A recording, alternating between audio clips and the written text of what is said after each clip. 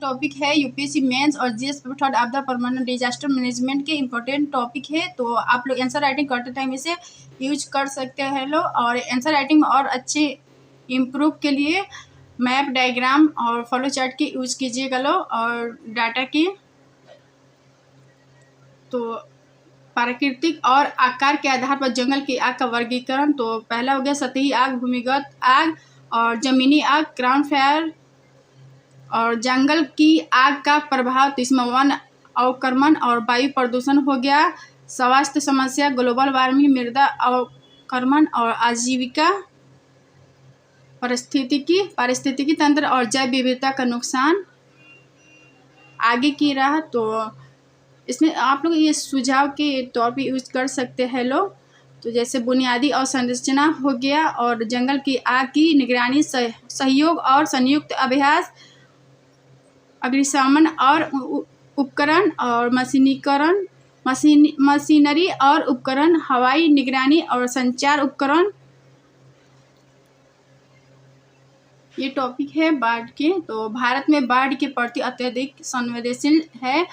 329 million hectare MAHA से के कुल भौगोलिक क्षेत्र में से 40 मिलियन हेक्टेयर MAHA से अधिक क्षेत्र का बाढ़ प्रवण है। बाढ़ एक बार होने वाली घटना है जो जीवन की भारी हानि और आजीविका, संपत्ति, बुनियादी ढांचे और सार्वजनिक साधनों को नुकसान पहुंचाती है। तो आप लोग ये इंट्रोडक्शन में यूज कर सकते हैं लोग। भूमिका में आंसर राइटिंग करते टाइम बाढ़ की स्थिति या भारत में बाढ़ की स्थिति तो संवेदनशीलता इस तथ्य से उजागर होती है कि 3290 लाख हेक्टेयर के भौगोलिक क्षेत्र में से 40 मिलियन हेक्टेयर क्षेत्र बाढ़ के चपेट में है, जो कि 12% है।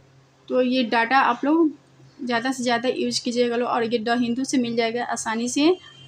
तो राज्यवार अध्ययन से पता चलता है कि देश में बाढ़ से होने वाली क्षति का लगभग 27% बिहार में और 33% उत्तर प्रदेश और उत्तराखंड में और 15% पंजाब और हरियाणा में होता है। कोसी, दामोदर, महानदी आदि जैसे उत्तर भारतीय नदियों के मध्य और निचले क्षेत्र बहुत कम ढलान होने के कारण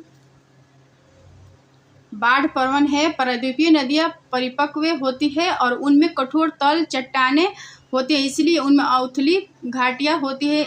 इससे उनमें बाढ़ का खतरा बना रहता है। भारत में बाढ़ के कारण प्राकृतिक कारण तो इसमें भारी वर्षा हो गया, तलछट, निक्षेपण और चक्रवात, बादल का फटना, सुनामी, नदी के मार्ग में परिवर्तन, मानव जनित कारण में देखेंगे तो जल निकासी प्रणाली को अवरुद्ध करना, वनों की कटाई हो गया और बाढ़ के मैदानों का अतिक्रमण, शहरी नियोजन हो गया। और बाढ़ के प्रभाव में देखेंगे लोग तो इसमें हताहट होना, वित्तीय बोझ, भावनात्मक आघात और संरचनात्मक क्षति, सामग्री का नुकसान, सार्वजनिक संसाधनों की क्षति।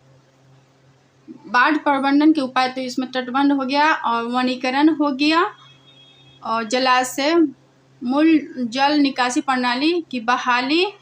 और आकस्मिक बाढ़ में देखेंगे लोगों तो इसके कारण है प्राकृतिक कारण, भारी वर्षा हो गया, झीले वर्षा और गाढ़ जमा होना, ज्वालामुखियों के कारण ग्लेशियरों का पिघलना, ज्वालामुखियों और मानव निर्मित कारण में देखेंगे तो जनसंख्या का दबाव, वनों की कटाई, अनाधिकृत कॉलोनियाँ और खराब जल और सीवरेज प्रबंधन, बाढ़ के पानी हेतु बनने वालों का अतिक्रमण।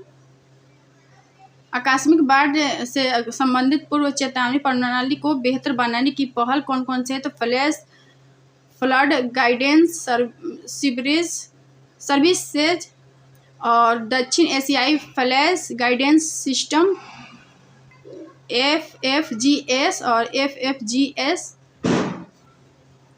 हिमनद झीलों के कारण आई बाढ़ तो नंदा देवी ग्लेशियर हादसा, हाल ही में बाधित हिमनद झीलों GLOF की घटना, हिमालयी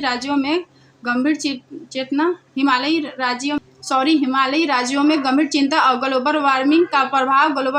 बाढ़ और विनाश की संभावना हो गया। और विभिन्न प्रकार के कारकों द्वारा GLOF की घटनाएं होती है, जैसे तेज ढलान का खिसकना, पुराने बांध का टूटना और ब्लैक कार्बन मानवजनित गतिविधियां, भूकंप हो गया, भारी वर्षा या बर्फ का पिघलना और पतन की प्रक्रियाएं। और GLOF का प्रभाव, तो इसमें संपत्ति, बुनियादी ढांचे का विनाश और जीवन की हानि हो गया। महासागर परिसंचरण और जलवायु पर प्रभाव, स्थानीय भू आकृति विज्ञान का परिवर्तन, आपदाओं और खतरों से संबंधित हालिया घटनाक्रम, तटीय क्षेत्रों में भू अवतरण, जब उपसतह से भू सामग्री हटा दी जाती है या स्थानांतरित हो जाती है तो परिणाम पृथ्वी की सतह का धीरे धीरे या अचानक अवतरण हो जाता है और इसे एक अपूर्णीय प्राकृतिक और कृत्रिम खतरे के रूप में माना जाता है। 2040 तक यह भविष्यवाणी की गई है कि दुनिया की शीर्ष परत का 8% भू अवतरण से प्रभावित होगा और दुनिया के 21% प्रमुख शहरों की आबादी 1.2 बिलियन हो जाएगी। और भारत में मुंबई के अलावा दिल्ली और कोलकाता में भू अवतरण की घटनाएं हो रही है। मृदा के महीन कोनों वाले इलाके जैसे गंगा के समृद्ध मैदानों के जलोढ़ निक्षेप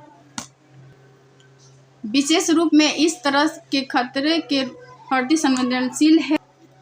जिम्मेदार कारक, तो प्राकृतिक कारक हो गया, धीरे धीरे या अचानक प्राकृतिक संघनन या मृदा के क्षरण के कारण भू अवतरण होता है। और भूस्खलन हो गया, ज्वालामुखीय गतिविधियां, अस्थायी तुषार या परमाफ्रॉस्ट का पिघलना और सिंकहोल का निर्माण, मानवजनित कारण, मतलब उच्च निर्माण भार जैसे गगनचुंबी इमारतें और खनिजों, तेल और गैस का अत्यधिक भूमिगत खनन, भूमिगत अवसंरचनाओं जैसे मेट्रो, सुरंग आदि का निर्माण, लंबे समय तक भूजल निष्कर्षण के कारण जल मृत प्रणाली संकुचित हो जाती है जिससे भू अवतरण हो जाता है। तो ये आंसर राइटिंग के लिए इम्पोर्टेंट डायग्राम था, तो आप लोग देख सकते हैं। अगर वीडियो पसंद है तो like, share, comment and subscribe कर दीजिएगा लोग। Thank you.